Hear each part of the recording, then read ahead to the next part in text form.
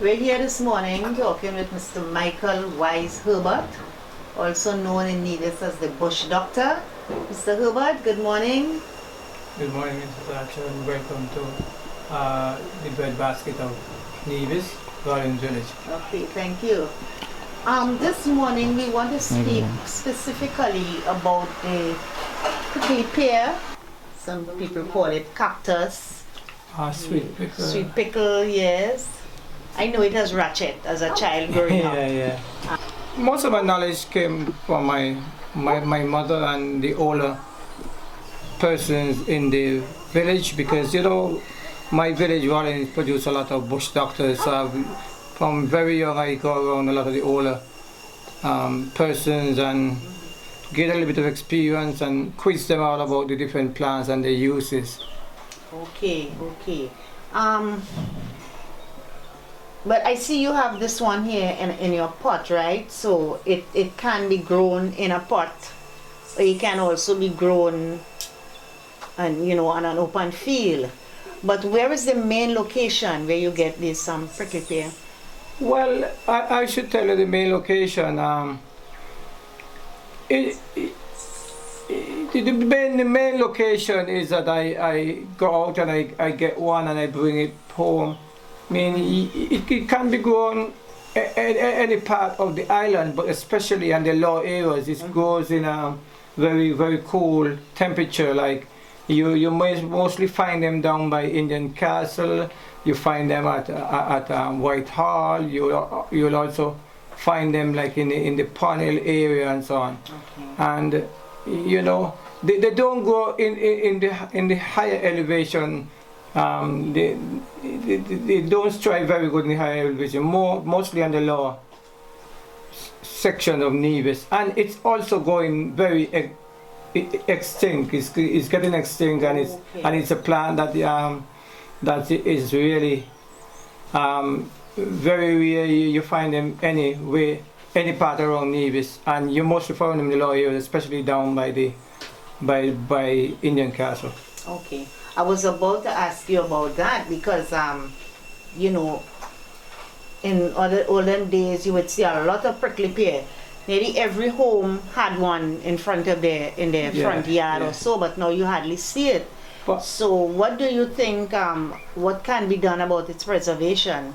Well, I am doing my bit. I try to preserve to plant one or two, and if anybody pass by, I give them one, or I can also show them how to plant it, because it's very easy. You just take off one of them, one, and you stick it in some dirt in your pot, and it's just start growing. Right. It just start growing just like that. I don't know whether it's luck or not, but there are some people that can't get it grow, but it do grows. Okay, yes, I know it's very easy because even in the dry, when it's dry, you can have a piece just there, and when it gets a little rain, you would see it start springing, right? Yeah. Could you tell us a bit about the uses of this prickly pear? Well, the prickly pear itself, the prickly pear have an outer layer which is green, and what you have to do, you have to like cut it down. Okay. You cut it like this. You cut it like in half. You just cut it, and then on the inside is sap. It's a sap. It's a sap. A lot of people in order for a lot of people have pale skin. You can take it on your skin to try to it's worth something like if you're using cream. If you have dry skin, it can help to help your skin as well. Okay. And also you can use it like blend it and drink it if you have like internal bleeding. Okay. Great. Also you can use it if you if you have a swollen gland, your hand swell up or something, you fall, you can just heat it on your stove, and you just tie it on, and it's helping to go down. And it's also very good for your hair. You have dandruff. Excuse me. You have dandruff. You can wash your hair with it, and it's take the dandruff away. And it's also good for looters. A lot of people come with looters. It's very good for it. Excuse me. And one of the uses too is that the younger one, the very excuse me, the younger kind, the younger ones, people like you can just chop it up. Yes. Chop it up, and you people saltfish. Yes. And you whether you bake it or you fry it or you boil it in the saltfish, and it's make a nice dish. Yes. Yes. So it's a very useful plant, and it's very good. Okay, so we can use it for medicinal use internal by drinking. Yeah, and also use good it external, and we can also make use it in the preparation of a dish. Yeah, it's very useful. Mr. Herbert, how do you see yourself as, we know you in Nevis as the bush doctor, anything we know we go into wise. Yeah. How do you plan to pass this knowledge on, especially to the younger generation? Because you said you learned from your mom and the older generation. How do you plan to pass this knowledge on to the younger generation coming up? What happens, I have one of my niece that is very interested in it, so I try to pass it on to her. I normally go into the primary schools and do a session with the kids. I take about 40-something different plants and show them all about the uses and so on. And anybody come to me, ask me anything, I'm willing to share whatever information I have to them. And I also show them how to make the tea as well, because the very tea is important. The people coming down a lot of cough, a lot of flus, a lot of people get prostate cancer, they have high blood pressure, they have the menopause, the ladies are seeing their monthly, their cycle, their plants that you can use for it. So I try and give as much of my knowledge as possible, as much as I can to help this situation, because it's been passed on to me and I just wanted to pass it on to the generation. Okay. I'm going to ask you a very ticklish question here.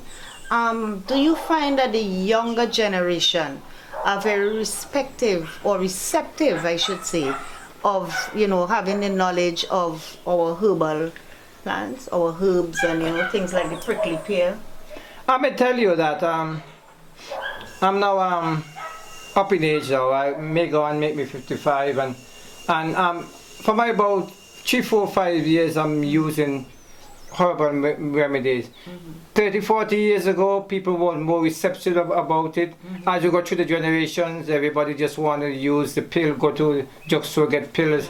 But I find the past 5 years, a lot of people is getting back into the herbal medicine, especially since this corona comes around. A lot of people come in and getting the different plants, and they're using their bushes.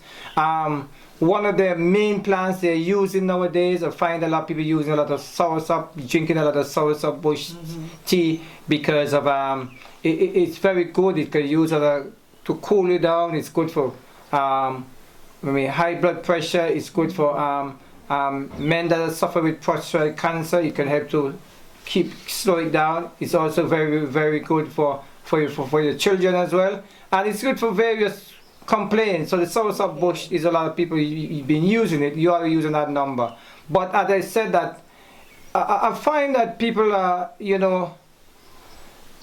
trying to get back into it, because remember it was the way of life of our people, using the herbal remedies, and people are they're not fully back there, but they're trying to get back in it. But with some more education and some more research and so on, I think that in the next 5-10 years, at least 55% of Nivijans will be using their bush herbal remedies. And there are a lot of roots you can use. So you got kakanda root, you have Bravande, you have all kind of, you have bosbaka root, you have the trumpet bush, you have the very soursop leaf, papaya leaf, you have breadfruit leaf. You have things like the bee bush, which you call coralito, the washoman, the ramgot bush, and there's a number of leaf, the vervine and so on that you can use to help to, yeah? Okay. All right, Mr. Herbert. So, your knowledge of this and with this interview, we hope that, when we put this out there, we would get a lot of folks calling and asking to know more about it. And we can see a rise once more into our indigenous herbal remedies. I want to thank you very much for your time and for your demonstration, and just continue what you're doing to keep traditional medicine alive. Thank you very much. Okay. Enjoy the rest of your day. Yes, you too.